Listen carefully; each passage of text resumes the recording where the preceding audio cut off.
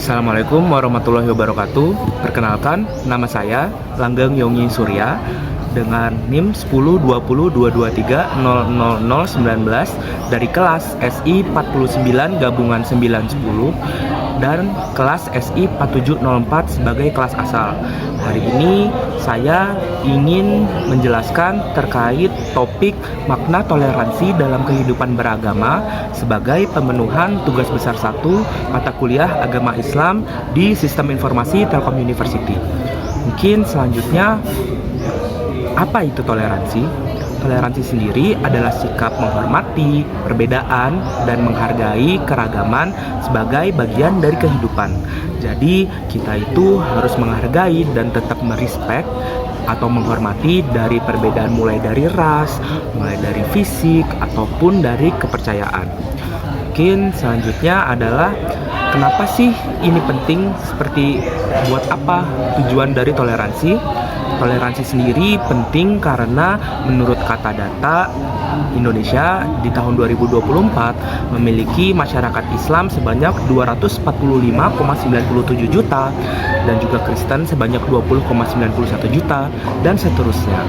Hal ini menjadikan agama Islam sebagai agama mayoritas di Indonesia dan harus menerapkan toleransi yang paling tinggi.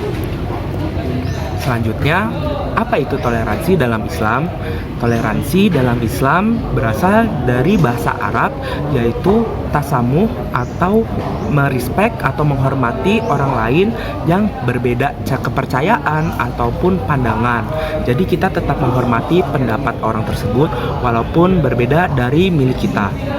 Oke, sepertinya itu termasuk mirip ya dengan dengan arti dari toleransi di bahasa Indonesia. Cuman perbedaannya sedikit adalah kata di Indonesia adalah kata sarapan yang emang sudah turun-menurun, walaupun asal muasalnya juga bisa kita ambil artinya dari bahasa Arab. Oke, selanjutnya ada jenis-jenis toleransi dalam Islam. Yang pertama adalah ranah akidah atau keyakinan dan ibadah, yaitu tidak ada toleransi yang berarti mencampur adukan keimanan. Jadi umat Islam itu dilarang untuk ikut serta dalam ritual ibadah agama lain atau menganggap semua agama sama. Jadi agama Islam itu kita bukannya tidak diperbolehkan untuk menghargai, tapi kita malah harus tapi tidak ikut serta, seperti Natal dan juga Valentine. Itu merupakan kebiasaan-kebiasaan agama lain yang tidak ada di agama kita. Seperti halnya di Quran surah Al-Kafirun ayat 1-6, Qul ya ayyuhal kafirun la a'budu ma ta'budun wa la antum 'abiduna ma a'bud wa la ana 'abidum ma abadtum wa la antum 'abiduna ma a'bud lakum dinukum waliyadin. Yang artinya, katakanlah Muhammad, wahai orang-orang kafir, aku tidak akan menyembah apa yang kamu sembah, dan kamu bukan penyembah apa yang aku sembah, dan aku tidak pernah menjadi penyembah apa yang kamu sembah, dan kamu tidak pernah pula menjadi penyembah apa yang aku sembah. Untukmu agamamu dan untukku agamaku. Mungkin sedikit di highlight ya di ayat ke-6 dengan arti untukmu agamamu dan untukku agamaku, yang ayatnya adalah lakum dinukum waliyadin.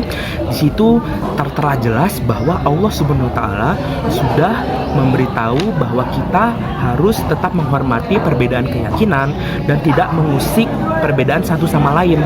Jadi dari agama Islam pun tetap menahan, dan dari agama lain diusahakan untuk tetap menahan agar tidak saling bersenggolan. Terus selanjutnya adalah jenis yang kedua adalah di ranah muamalah atau interaksi sosial dan kemanusiaan, yaitu toleransi yang berarti wajib bersikap adil dan berbuat baik. Islam mewajibkan umatnya untuk bersikap adil, baik, dan menghormati apapun tanpa memandang agama, ras, agama atau suatu ras.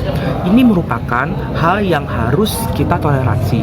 Jadi seperti halnya pada saat ada hari raya Natal, kita tidak ikut merayakan, namun hanya melihat, ya mengamati saja tanpa mengganggu ritual ibadah agama tersebut.